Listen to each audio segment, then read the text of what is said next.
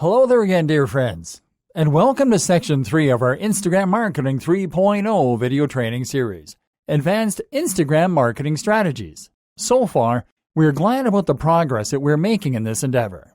In the previous section, we showed you what Instagram marketing was actually like, step by step, the easy way. And in this section, we're going to teach you how to manage your Instagram insights, how to use Instagram as a microblogging platform for maximum reach, how to shoot great Instagram videos, how to snap great Instagram photos, some advanced Instagram marketing advice from the experts, and how to use the direct feature for killer engagement, Instagram Insights. Now, let's start with Instagram Insights, which is Instagram's built-in analytics tool, which you can use to analyze your performance and the behavior of your followers. Accessing your Instagram Insights is as simple as tapping on the profile icon on the lower right side of the screen, then going to the upper right corner on your device's screen and tapping on the graph-like icon.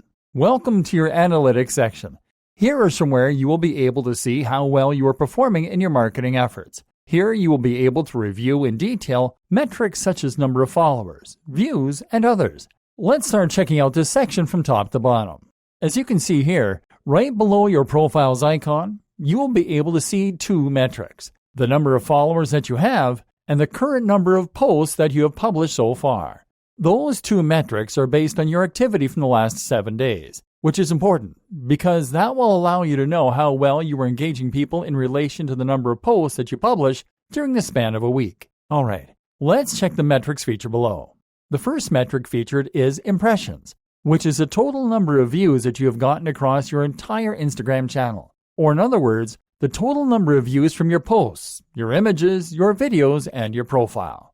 By swiping to the left, you will be able to see your reach, or the number of unique views that you have gotten in the last 7 days. Swiping to the left once more will show you your number of profile views, or the number of views that you have gotten on your profile in the last 7 days. Let's now move to the follower section. In this section, you will get detailed demographic insights of your followers. But you will need to get at least 100 followers before you are able to get this detailed demographic overview. Below is the post section, where you'll be able to check how your posts are performing on an individual level, as they will be arranged from left to right, sorted by the individual number of impressions on each one.